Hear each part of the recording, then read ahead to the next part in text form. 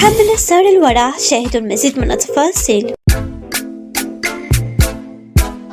بعد حفلة رأس السنة وكمان عيد ميلاد أخت سارة الورع دانا، احتفل اليوتيوبر غيث وسارة بهاي المناسبة في بيتهم مع أهلهم، وقام غيث مروان وسارة بأخذ صور عائلية، واللي لفت انتباه الجمهور وانهالت كتير تعليقات عن هذا الموضوع إنه سارة مبينة حامل في الصور، والجمهور صار له فترة كتير متحمس لحمل سارة. فشو رأيكم؟ هل تتوقعوا إنه سارة حامل أم لا؟ نمر إلى لانا محمد اللي هي حاليا متواجدة في قطر وعم تنقل لجمهورها أجواء عرس ابنة خالتها، ولانا استأجرت سيارة نفس سيارتها لتسهل عليها سفرتها. أترككم مع المقطع. كيف شيء شوفوا لونه مثل الجليتر عليها، فيس أمنت على حالي لآخر السفرة. شو رأيكم؟ هيك بنكون صرنا جاهزين لحتى نفوت ناكل.